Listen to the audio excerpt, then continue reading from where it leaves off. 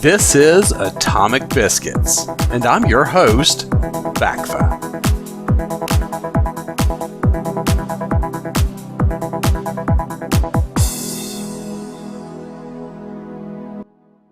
Welcome, friends from around the world. This is Atomic Biscuits 2024-10-20, Red Queen. I'm going to start out over at dailycaller.com. So evil. Trump doubles down on enemy from within comments, denies he was threatening anybody. Former President Donald Trump doubled down on calling his political opponents the enemy from within during a Wednesday town hall, but denied he was threatening anyone. In an interview with Fox News host Maria Bartiromo on Sunday Morning Futures, Trump suggested military intervention may be necessary to address the enemy from within, specifically naming Democrat California Representative Adam Schiff during Wednesday's Georgia town hall on the Faulkner Focus with Fox News host Harris Faulkner. Trump repeated similar comments, again singling out Schiff and adding Democrat California Representative Nancy Pelosi to his list. Mr. President, Kamala Harris has said you sounded unhinged and unchecked power is in our future. What do you say about that? Faulkner asked. I thought it was a nice presentation. I wasn't unhinged. You know what they are? They are a party of sound bites. They're very different, and it is the enemy from within, and they're very dangerous. They're Marxists and communists and fascists, and they're sick, Trump said. I use a guy like Adam Schiff because they made up the Russia hoax. Russia. It took 2 years to solve the problem. Absolutely nothing was done wrong, etc. They're dangerous for our country. We have China. We have Russia. We have all these countries. If you have a smart president, they can all be handled. The more difficult are the Pelosi's, these people that are so sick and they're so evil. Harris called Trump increasingly unstable and unhinged during a Monday rally, showing the footage of former president attacking his opponents as the enemy within. If they would spend their time trying to make America great again, it would be so easy to make this country great. But when I heard about that, they were saying I was like threatening. I'm not threatening anybody. They're the ones doing the threatening. They do phony investigations. I've been investigated more than Alphonse Capone. It's called weaponization of government.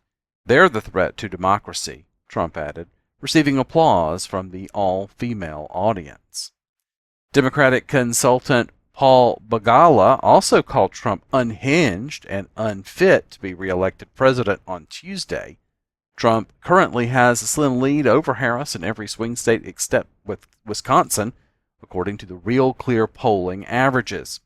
I think the biggest problem is the enemy from within, not even the people that have come in and destroying our country, by the way, totally destroying our country. But I don't think they're the problem in terms of election day.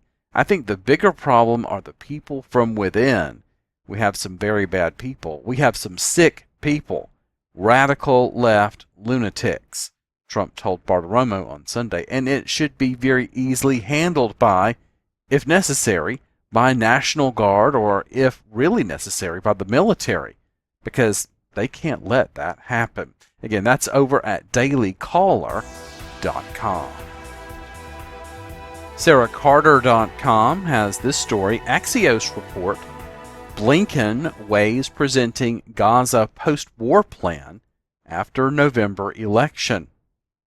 U.S. officials say Secretary of State Antony Blinken is considering a post-war plan for Gaza based on ideas developed by Israel and the United Arab Emirates.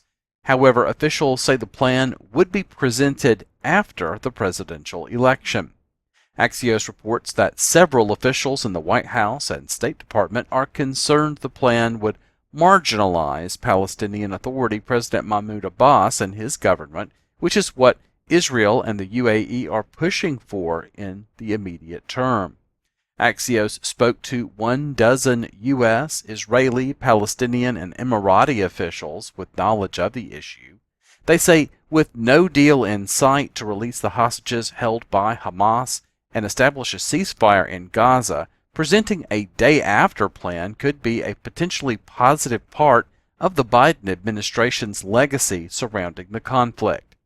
Some in the State Department, including Blinken, think a hostage and ceasefire deal doesn't seem possible before the end of the Biden administration, and therefore the Israeli-Emirati plan is a possible Plan B that could start drawing out a path out of the war, adds Axios. Reportedly, other officials inside the State Department say it is an ill-advised concept that only serves Israeli Prime Minister Benjamin Netanyahu's interests and is bound to be rejected by the Palestinians and fail. Axios continues, according to U.S. officials, the plan has become a highly contentious issue inside the State Department. It is a source of fierce internal fighting and debate between Blinken's advisors and in some cases between the Secretary of State himself and some of the most senior U.S. diplomats. U.S. officials say one of the main supporters of the Israeli-Emirati plan is Jamie Rubin, who's been serving as Blinken's advisor. In recent months, Rubin has been working on the Gaza day-after issue for Blinken and traveled with him to Israel in August, the officials said. The White House doesn't like him, and many people in the State Department who deal with this issue don't take him seriously, but he is a voice on this and he is close to Blinken, a U.S. official told Axios. Rubin declined to comment for this story. State Department spokesperson Matthew Miller also declined to comment. A senior Palestinian Authority official told Axios the Palestinian Authority is highly suspicious of the Israeli-Emirati plan and stressed he doesn't believe it could get support in the region. Playing with Gaza governance is too dangerous. Any mistake could kill the Palestinian National Project, he said, adding that any Palestinian figure who would be in charge of Gaza independence. There's more to read over at Axios, but you can find this article at sarahcarter.com. As the October surprises just keep coming, there's this cluster over at twitchy.com. I'll leave the links to this and all the stories I cover out on my account on Gab at BACFA. This article is titled, Try Not to Laugh, while Kamala Harris warns voters that Trump will weaponize the DOJ. This is by Doug P. Yesterday, Kamala Harris continued what her campaign has called a media blitz, that is actually chats with hosts or interviewers who are mostly friendly to Democrats. Harris has what will be a more challenging interview with Fox News' Brett Baier that will be interesting to watch, considering the fact that Kamala has trouble even getting through softball discussions. When she was visiting with Charlemagne the God, talked to Harris on the Breakfast Club show, the same one where Biden said, "You ain't black if you don't vote for Democrats." Harris said, "There's no question the issue of reparations needs to be studied," and then served up a warning that would have made you ruin your computer if you'd been drinking anything at the time. Harris said another Trump term would see the Department of Justice weaponized against his political opponents, and she made that claim with a straight face. There are links here to the video. Gee, where would Trump have gotten that idea? I wonder. The Harris campaign is nothing but phoniness, projection, and gaslighting, not necessarily in that order. Lots of links and other fun over at twitchy.com. Along those same lines, it's this story from redstate.com. Kamala gets wrecked by commenters over town hall with Charlemagne the God, by Nick Arama at redstate.com. We reported on some of Kamala Harris's crazed comments in her interview/town hall with Charlemagne. She went full-on fear-mongering, suggesting that former President Donald Trump wanted to put people in camps. She pandered up a storm and left the door open to reparations, saying, "It has to be studied," and then she moved right into her talking points about how she grew up in the middle class. Charlemagne took a shot at her for running a filibuster on the issue. He even called her out for coming off as very scripted in general. "They say you like to stick to your talking points," he said. "There are certain things that must be repeated to ensure that I have everyone know what I stand for, and the issues that I think are at stake in this election, and so it requires repetition, she insisted. Repeating, saying nothing, sure, that'll work, not. He also hit her on failing on the border. The host interjected, but doesn't the Biden administration have to take some blame for the border, though? A lot of blame, because, I mean, the first 3 years y'all did get a lot of things wrong with the border. She argued they proposed a bill but didn't note that it was basically an amnesty measure that would let people continue to stream across the border. Plus, they eliminated the security Trump put in place with a slew of executive actions, so it wasn't just a failure to secure, it was intentional. Charlemagne raised the issue of locking up black men for weed. She claimed it was true and that she was progressive, even though she's now trying to claim she's a tough prosecutor. But the reality is that she was in charge of nearly 2,000 marijuana convictions between 2004 and 2011, as reported in the New York Post. And there's a link here. She also got called out by a listener for sending money to other countries when we have so many needs here. Harris insisted we could do it all. Translation, just keep giving me more of your money even though I don't solve anything and don't place you first. So how did this all go over? Well, not very well. If the comments on the YouTube from Charlemagne's subscribers were any indication, as our sister site Town Hall reported, there are now over 23,000 comments, and they're virtually all ripping her. There's a couple of links here to tweets from X. Alex Bruzewitz tweets, Charlemagne uploaded his entire audio town hall with Kamala Harris to YouTube late last night. His subscribers are absolutely demolishing Kamala in the comment section. Over 15,000 comments calling her out for being the worst VP in history. And it just goes on from there. The commenters thought Charlemagne should have pushed back more, that she wasn't answering the questions. They mocked her, I'm in the middle class, quote.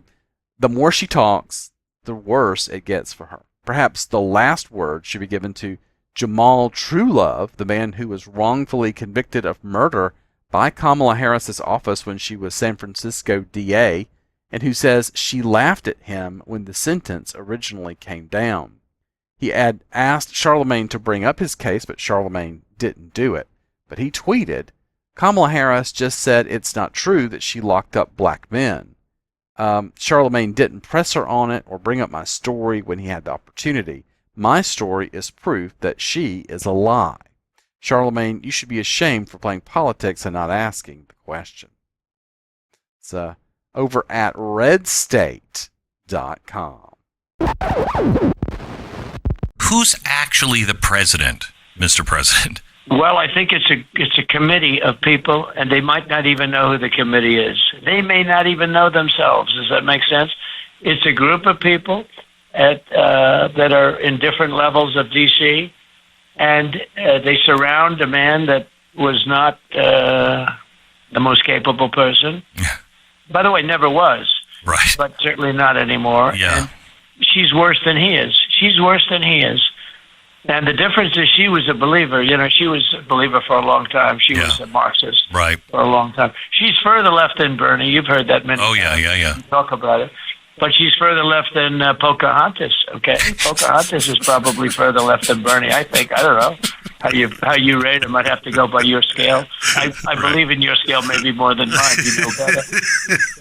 But if you think about it, we have some people, and she is considered the most left in the entire Senate, and not the smartest.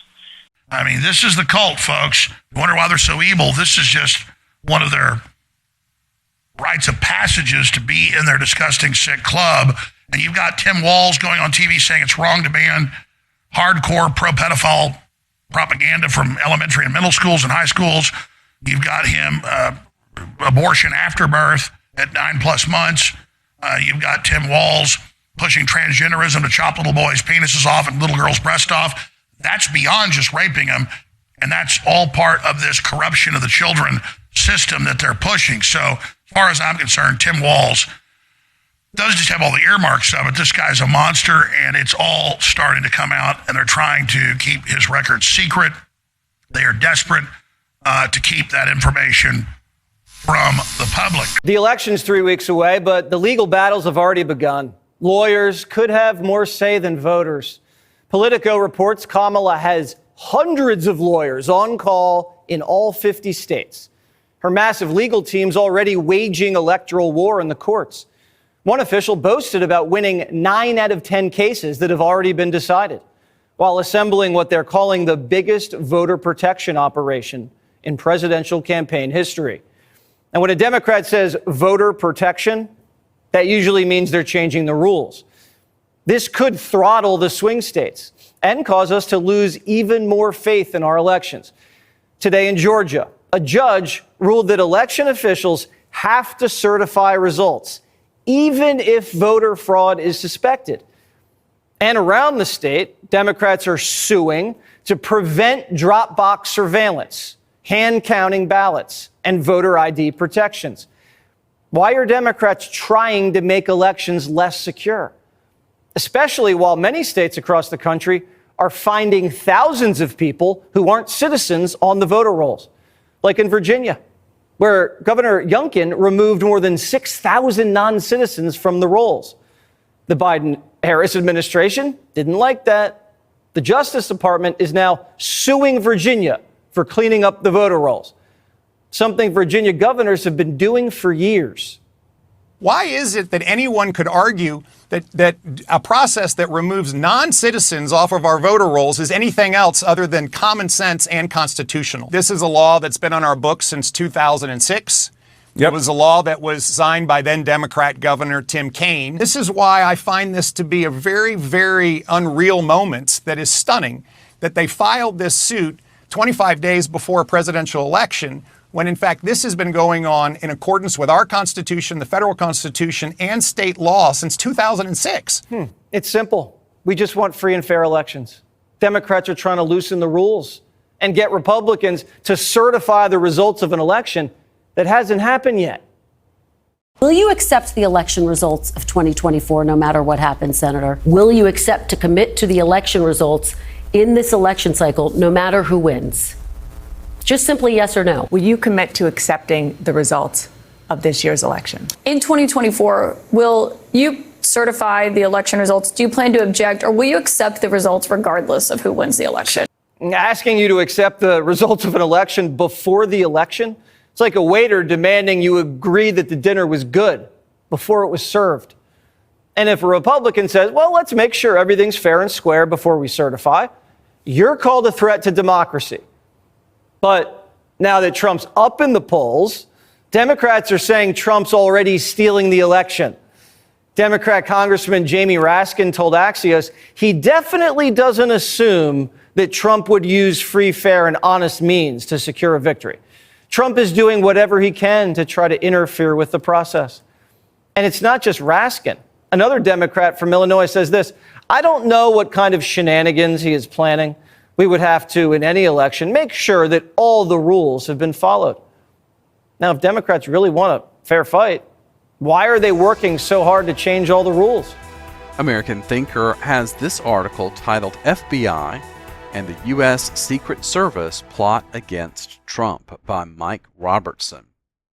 A recent report shows that the assassination attempts on President Donald Trump were facilitated by unacceptable misconduct and unprofessional behavior by employees of the Federal Bureau of Investigation, the FBI, and the United States Secret Service, stemming from deep-seated politicization within these agencies. The increasing politicization of the U.S. government and its institutions has become a pressing concern in many media.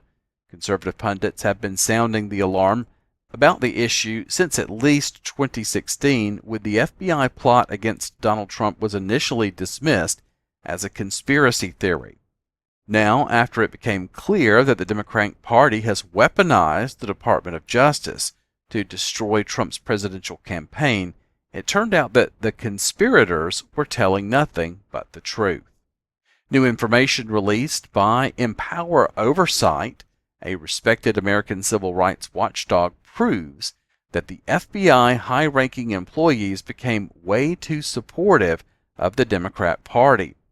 A September 19th letter from EO, that's Empower Oversight President Tristan Leavitt, to Jim Jordan, chairman of the U.S. House of Representatives Committee on the Judiciary, exposes mistreatment and even the firing of agents because of their conservative political views.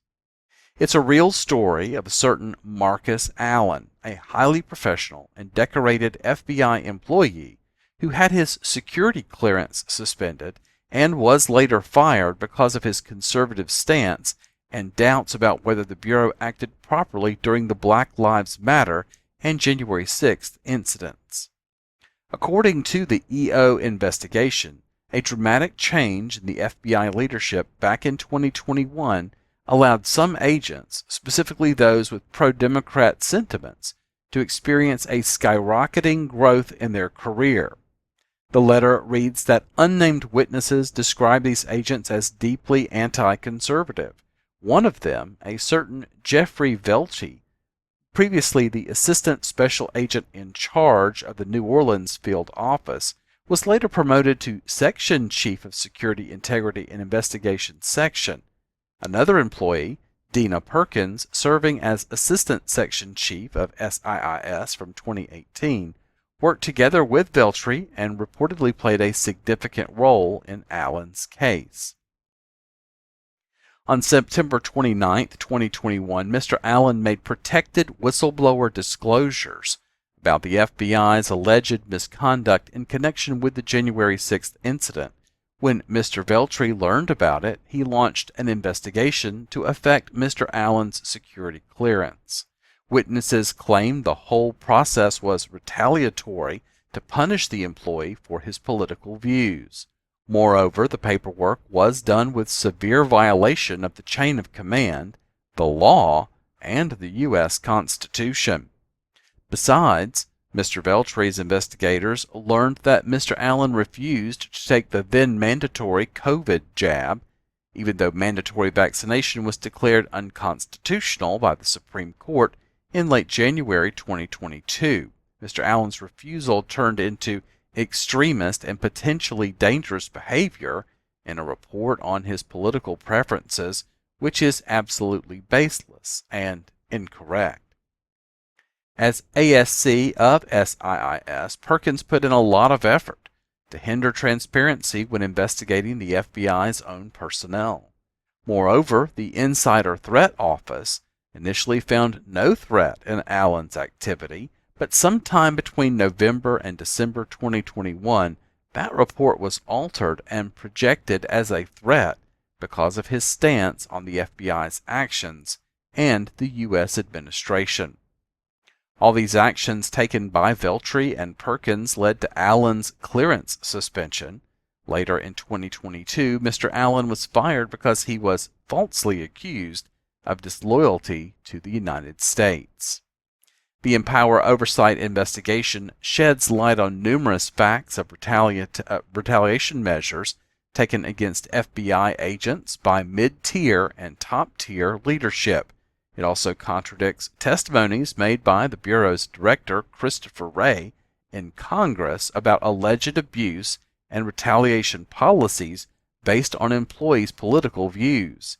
It was also disclosed that a so-called Trump questionnaire actually existed and was widely used to determine loyalty of personnel to the FBI, which translated to allegiance to the Democrat Party. In July 2024, it was suggested in Congress that Veltri and Perkins were behind that form. Why is there so much focus on the story? This is actually a pretext to better understand the following document presented on September 23rd by a ranking member of the United States Senate, Kentucky's Rand Paul. The initial findings report on the failures of the United States Secret Service regarding the assassination attempts on former President Donald J. Trump reveals some very shocking details. First, before the July 13 Butler rally, the United States Secret Service refused to send its sniper units to protect Trump. Second, that assassination attempt could have been prevented if the Secret Service had allocated additional counter-unmanned aerial systems assets as was requested by the Trump team. The existing devices began operating only 40 minutes after the shooter, Crooks, flew his drone over the event. And last but not least, on July 10th, the Secret Service Pittsburgh office requested the FBI to report on any intelligence related to Trump and his July 13th rally in Butler, Pennsylvania, but there was no response. At the same time, Mr. Paul's reports say that a Secret Service lead advance agent was told that credible intelligence existed of a threat, but she never mentioned that in a security planning document. Given the specific kind of work of both the FBI and the Secret Service, it is highly likely that the Bureau was aware of a heightened threat risk, but kept silent because of the pro-Democrat views of its high-ranking agents.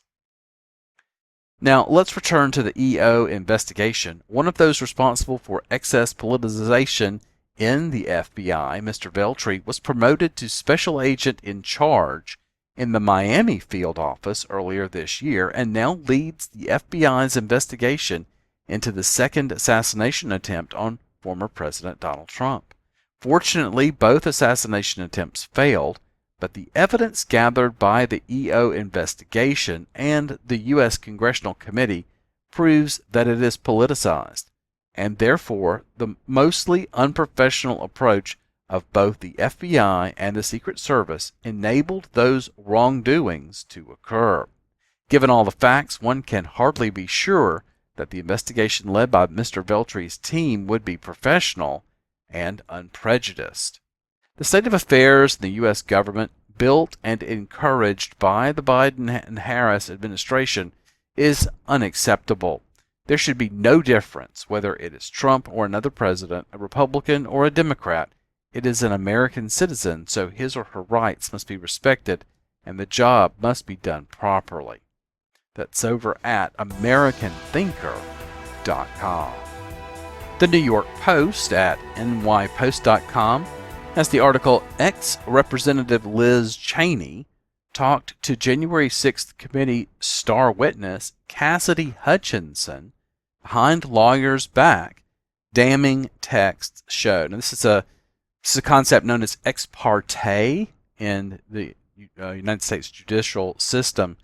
You're not supposed to have any sort of conversations outside of the courtroom which have to do with the case, especially if it involves one side or the other talking with witnesses. Of course, it was a clown show from the start, so all bets are off. Former Representative Liz Cheney talked to the House January 6th Select Committee's star witness behind her lawyer's back, damning texts released by a congressional committee show as part of an allegedly unethical move to have him replaced with hand-picked attorneys more amenable to the committee's perspective. Cheney, Republican from Wyoming, interacted with the witness, former Donald Trump White House aide Cassidy Hutchinson, through ex-Trump Strategic Communications Director Alyssa Farah Griffin, and later directly in an effort to compel further testimony and have Hutchinson appear for a primetime televised hearing about the 45th president's culpability for the January 6th Capitol riot. Though she worked behind the scenes to obtain Hutchinson's juiciest allegations in 2022, some of which were later found to be false, Cheney never mentioned the back-channel talks with Hutchinson or Griffin in her book, Oath and Honor, about the riot. There are images of those text messages. Her one concern was so long, and you'd have to counsel, she can't really ethically talk to you without him, Griffin told Hutchinson in an April 28, 2022 message on the encrypted app Signal.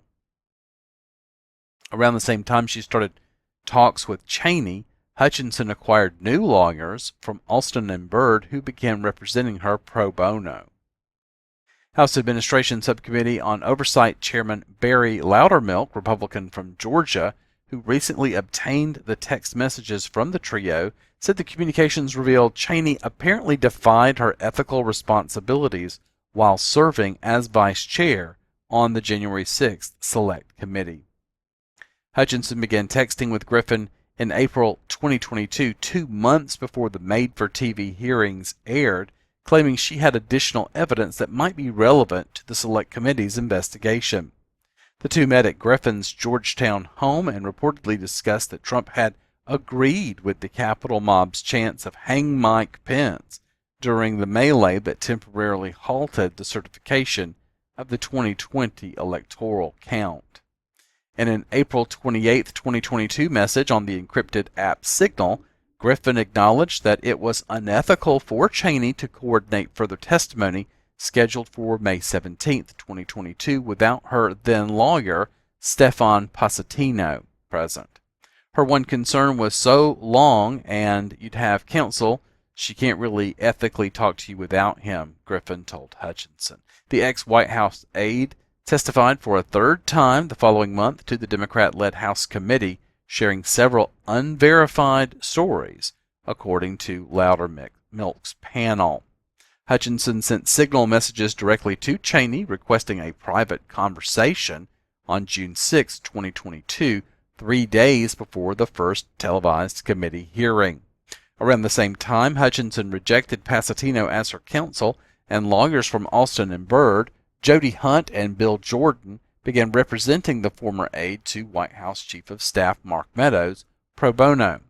The change-up elicited a dramatic change in testimony and eventual claims against President Trump using second- and third-hand accounts, Loudermilk's panel added. Hutchinson went on to testify 3 more times before the January 6th committee, claiming spectacularly that the 45th president had lunged for the wheel of his Secret Service limousine, nicknamed the Beast, to try to join his mob of supporters at the Capitol protesting the 2020 election count. No White House employees or Secret Service agents have corroborated the story, but she claimed the president's deputy chief of staff of operations, Anthony Ornato, told her about it.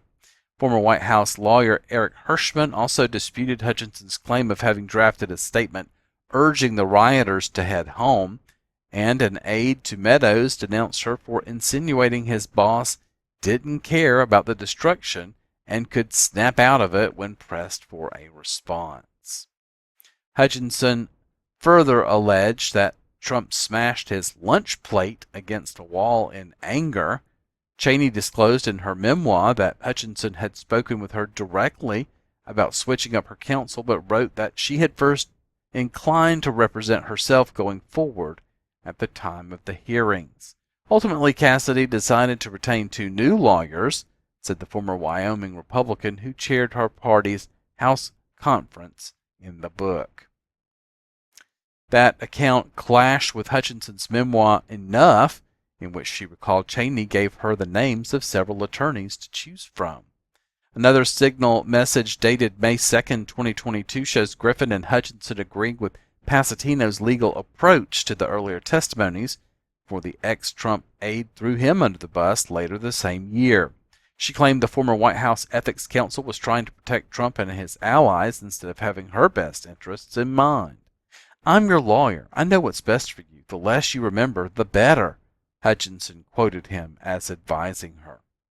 Loudermilk's panel accused Cheney of using Pasatino as a scapegoat and trying to get him debarred in order to explain away the differences between Hutchinson's earlier testimonies and subsequent testimonies. She was later ousted as House GOP conference chair and primaried by now Representative Harriet Hageman. Cheney went on to endorse Harris, 59, over Trump, 78, last month, despite having ripped the VP and former California senator for years as a radical liberal. Cheney, Griffin, Hutchinson, and Pasatino did not immediately respond to requests for comment. Neither did Hutchinson's attorneys. That's over at the New York Post. Guy Benson contributed this piece over at townhall.com. The CBS News scandals keep getting worse. CBS News is currently embroiled in a confluence of ethics and credibility scandals. Many critics condemned the network's handling of the vice presidential debate as biased, especially decisions surrounding cutting off the microphone of Republican J.D. Vance as he calmly fact-checked a misleading fact-check from one of the moderators after the network had agreed to avoid such fact-checks and to silence microphones only under extraordinary circumstances. It was a bad look for CBS, but Vance managed to win the debate anyway. Then came the insane internal drama over a top CBS anchor daring to pose reasonable and pointed questions to a left-wing author whose new book is rife with distortions and untruths about Israel. The featured author had previously portrayed 9/11 first responders as monsters and subsequently confessed that if he'd been a Gazan, he may have personally participated in the October 7th slaughter of Jews by Hamas terrorists. But the scandal within CBS was that their colleague had the temerity to push back on this man who is a progressive darling. The host was humiliated and rebuked for engaging in journalism, apparently at the prompting of woke staffers who objected to tough questioning of their ideological sacred cow.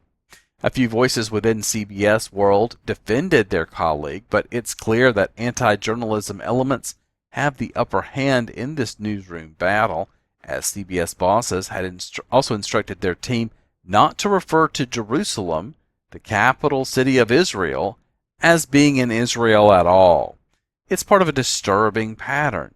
Incidentally, another host of that same show has faced virtually no criticism, and certainly no internal activist mob, a staple within elite newsrooms these days, for allegedly discussing her questions with the subject before the interview.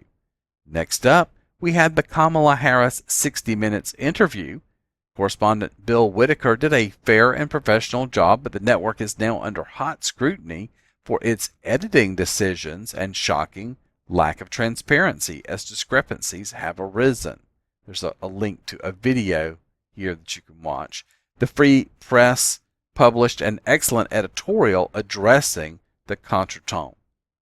The edit suggests a possible violation of the CBS News Standards Guide, which states that answers to different questions may not be combined to give the impression of one continuous response. It goes on to say, we cannot create an answer merely because we wish the subject had said it better, and that journalists should always edit interviews in a straightforward manner to preserve the sense of the interview. You don't need to be a broadcast journalist to understand why these are important rules. Excessive editing distorts reality, which is the opposite of what good journalism is supposed to do. Given the fact that editing can mislead viewers, broadcasters will often release a full unedited transcript of important interviews. Given the stakes here, a rare interview with a presidential candidate a month before a very close election, you would think CBS would do the same, but no transcript has been forthcoming.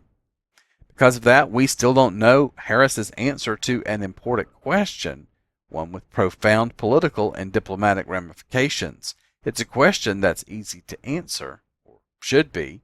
We asked 60 Minutes if they'd made the transcript available and why they hadn't done so already, and they didn't respond. There's no good reason to withhold the full transcript, especially given the dearth of serious interviews to which Harris has subjected herself during her truncated, election-nullifying presidential campaign. Former CBS reporter Catherine Herridge points to ample precedent in favor of making the entire exchange available on Twitter X. She wrote, "New context. As Trump campaign calls on 60 Minutes to release full unedited transcript of Kamala Harris interview, there is precedent. When I interviewed the president in July 2020, CBS News, we posted the interview transcript. This is more complete." I don't necessarily believe that there's some smoking gun bombshell of bias lurking in the unreleased transcript, but there is no defense for CBS to continue to withhold it particularly because it looks like they may have violated their own ethical rules here, and will add another example into the mix, be it the Speaker of the House. And there is a tweet from Mike Johnson that says, CBS has been under fire for selectively editing their interviews to promote the Democrats and undermine Republicans. Yesterday, they chose to cut 5 important minutes out of my nearly 15-minute interview. You can be the judge as to why. Stand by for receipts. Speaker Johnson's staff recorded their end of the Face the Nation interview and were therefore able to reveal that CBS snipped out meaningful portions of his answer on a significant subject. I understand that taped interviews are sometimes edited for time, and nefarious intentions shouldn't be automatically assumed or imputed, but given this network's track record over the past few weeks, there is no reason to extend them the benefit of the doubt. I'll leave you with a reminder that there's a reason why Donald Trump declined to participate in a 60 Minutes interview dating back to another media and censorship scandal from the last presidential election. Again, that's over at townhall.com.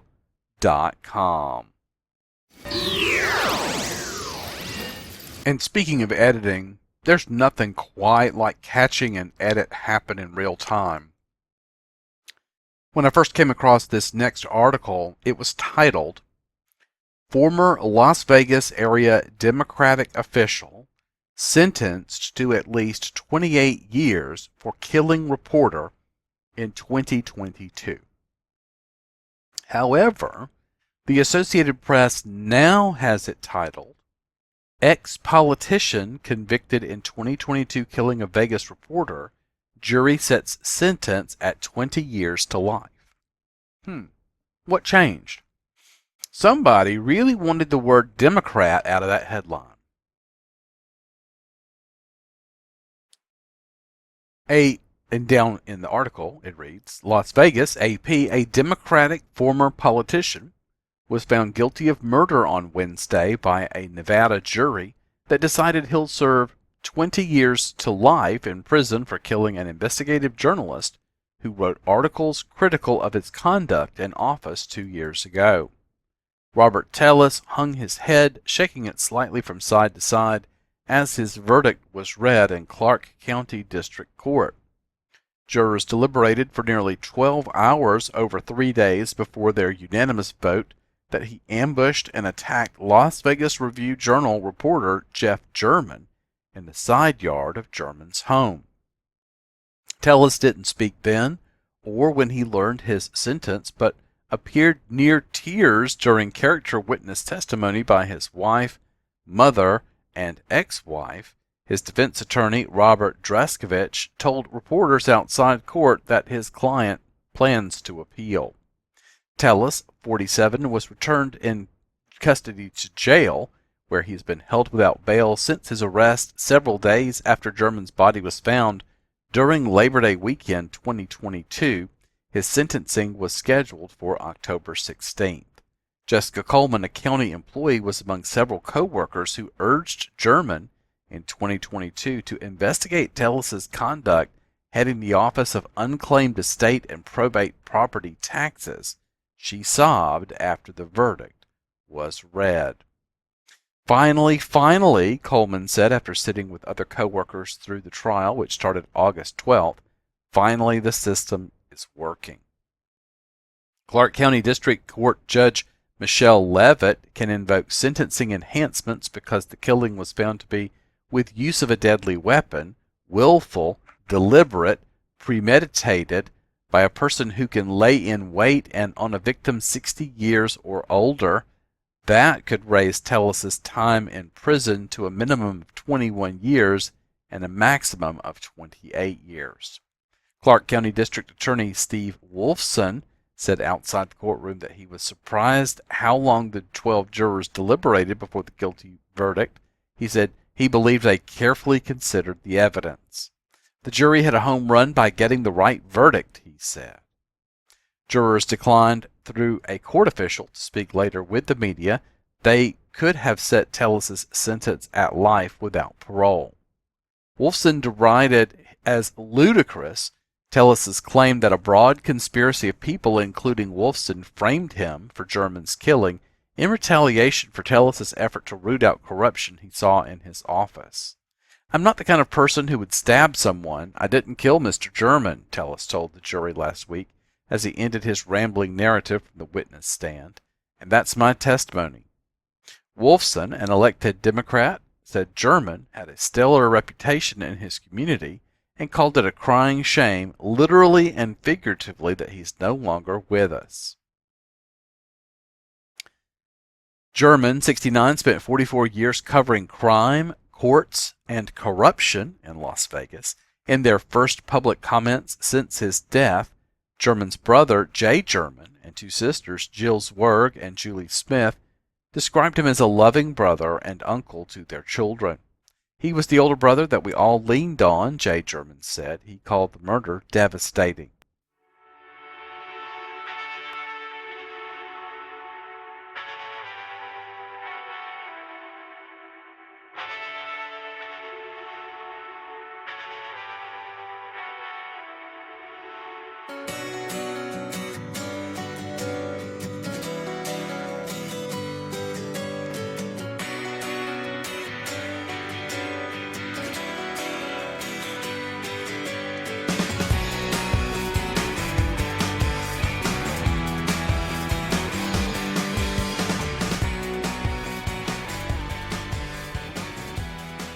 While I won't go through it in detail, I wanted to point out that there's this article from ctvnews.ca, Key Moments in Justin Trudeau's Second Round of Foreign Interference Inquiry Testimony. It goes through some of this testimony in almost a minute-by-minute way. Prime Minister Justin Trudeau testified for the second time as part of the federal inquiry into foreign interference. Prime Minister's Wednesday appearance was part of the second phase of the public inquiry into foreign interference in federal electoral processes and democratic institutions. The second phase of the public inquiry is focused on the federal government's capacity and capabilities to detect, deter, and counter foreign interference targeting Canada's democratic and electoral processes, as well as the experiences of diaspora communities. Trudeau was the last witness to take the stand following secondary testimony from top government officials and cabinet ministers in recent days. The more forward-looking portion of the probe is meant to help Canada shore up its democratic processes against future threats as the next federal election approaches. Trudeau's testimony came amid heightened international attention on India's alleged foreign interference in Canada after the Royal Canadian Mounted Police revealed it had credible evidence linking Indian diplomats and consular officials to clandestine and serious criminal activity in this country. The Prime Minister spoke about the latest on this file during the testimony, sharing new details about the nature of the allegations. He also made explosive comments about there being members of the Conservative Party who are engaged in foreign interference, while leader Pierre Poilievre refuses to obtain the security clearance necessary to be briefed. Next up for the inquiry will be to conduct a series of expert roundtables to inform Commissioner Marie-Josée Hogue's concluding recommendations. The inquiry's final report is due to the government in both official languages by December 31st. And there, like I say, is a minute-by-minute recap for Trudeau's testimony to that committee over at ctvnews.ca. The highest law in the land, the United States Constitution, constrains government, not the people. And when it came to the Bill of Rights and ensuring specific rights for the people, the first was the freedom of expression and speech, and the second was that of carrying arms, because, you'd need something to back up the first. This article over at the New York Post by Betsy McCaughey hits it out of the park. Free Speech 101. Americans need a refresher course on our most fundamental right. The most consequential issue on the ballot this November is the fate of free speech. At Donald Trump's campaign rally Saturday, Tesla CEO Elon Musk leapt on the stage and urged the nation to support the former president as the free speech candidate. "It's the bedrock of democracy," Musk proclaimed as he warned that the other side wants to take away your freedom of speech. That's true. Kamala Harris and Tim Walz want government and its proxies to muzzle us, limiting what we can post on social media and censoring whatever government functionaries deem misinformation or hate, and a disturbingly large number of Americans say they agree. But the Constitution's framers understood the danger of making government the arbiter of what people can hear or read. That's why the First Amendment bars officials from abridging the freedom of speech or of the press. Since the mid-20th century, the Supreme Court has consistently struck down government attempts to silence speech, even speech that's divisive, untrue, or hateful. In 1949, Father Arthur Terminello, a communist, was arrested in Chicago for denouncing racial groups in a hate-filled speech based on a city ordinance that banned speech that stirs the public to anger. But the Supreme Court overturned his conviction, ruling that the vitality of civil and political institutions in our society depends on free discussion. The court added that speech may indeed best serve its high purpose when it induces a condition of unrest and stirs people to anger. That expressly includes hate speech. In 1969, in Brandenburg versus Ohio, the justices overturned the conviction of a Ku Klux Klan leader who uttered anti-Semitic and racist comments during an organizational meeting.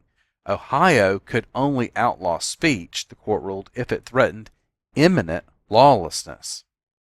2 decades later, in 1989, the court ruled that a Texas man could not be punished for burning an American flag.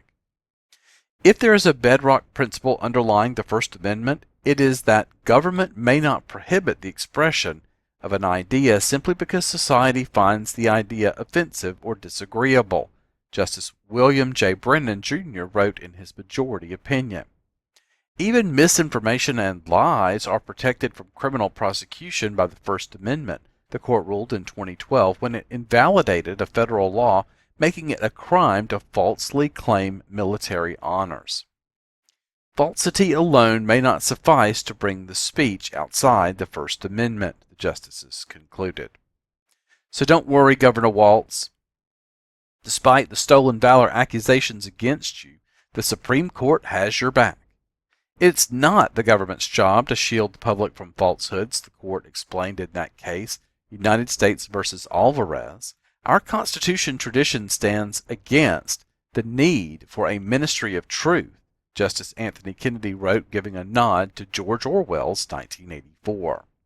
And political correctness, too, must take a back seat to freedom of speech, the court ruled in 2017 when it struck down a U.S. Trademarks Office regulation that blocked Simon Tam and his Asian American band members from calling themselves the Slants, which the agency had rejected as disparaging. Few reading these decisions will like all of them, but that's the point. Freedom of speech doesn't benefit any one group. It's an even-handed principle that keeps democracy alive. The racist KKK member, the communist, and the anti-American flag burner are protected so that all of us can be confident of the ability to express our views fearlessly. But while the First Amendment exists to protect unpopular views, more than half of Americans, 53%, think it goes too far, according to a poll sponsored by the Foundation for Freedom of Individual Rights and Expression, with Democrats especially opposed.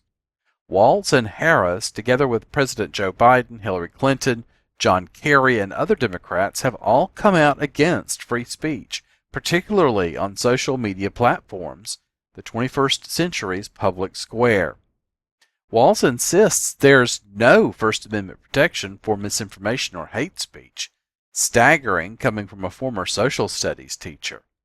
In 2019, Harris called on Twitter to deplatform Trump, arguing online expression is a privilege and that censorship is necessary to protect democracy.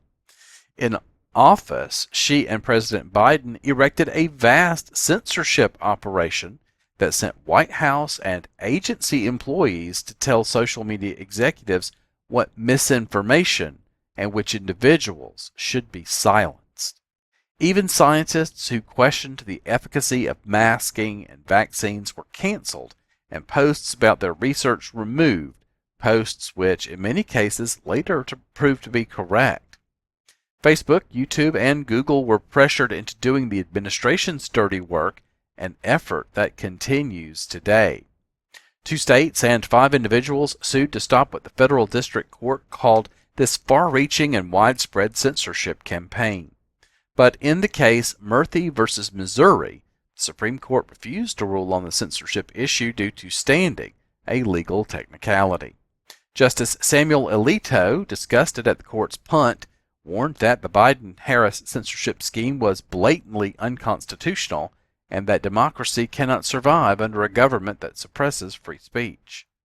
Pay close attention to Alito's admonition. That's what's at stake in November. That's over at the New York Post. Before I let you go this week, I wanted to just recap something that I talked about on Sunday Long Live this morning. I wanted you to think about the current state of our world, something that science fiction once teased as far-fetched and dystopian, like the Red Queen at the center of the Umbrella Corporation hive in charge of a world-ending virus in the Resident Evil series, or remember War Games, the movie with Matthew Broderick? This is the one where a mainframe controls the nuclear arsenal and uses chess moves to determine the best ways to play.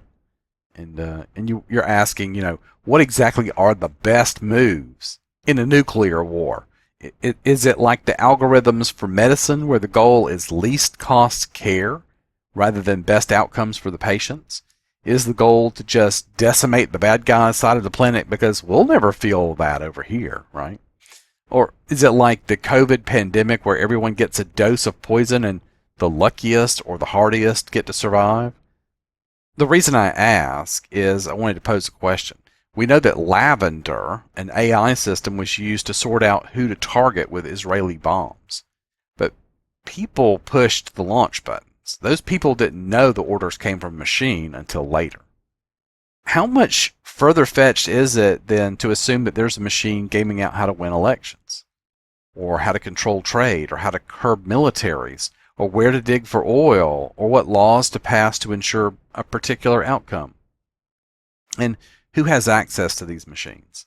You ever watch that TV show Person of Interest, where agents get a phone call that tells them where to go and what to do, and they don't really know the outcome? They're willing chess pieces in a larger game. Moves are decided in real time as the situation changes and their position changes.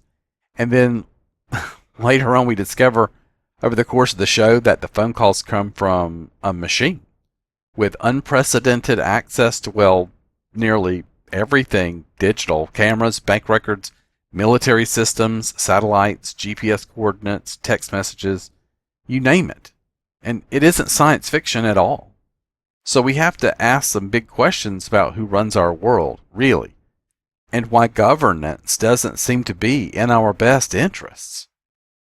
I'll leave it to you to think about how this happened and why, and what we can do about it. Until next week, keep your head looking around, keep your head on a swivel, keep your feet on the ground, and take them to the voting booth if you're here in the United States. Do your voting, and let's see what we can do. And let's make change so that we can be victorious. Till next week, this is BACFA signing off. Have a good one.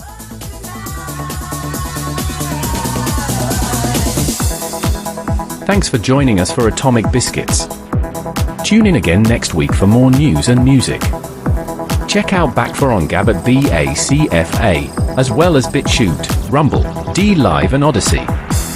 Check out LastScoutRadio.com for fun content. Listen to WBN 324 on radio stations around the world, on many streaming platforms, and World Broadcasting Network WBN 324.zil.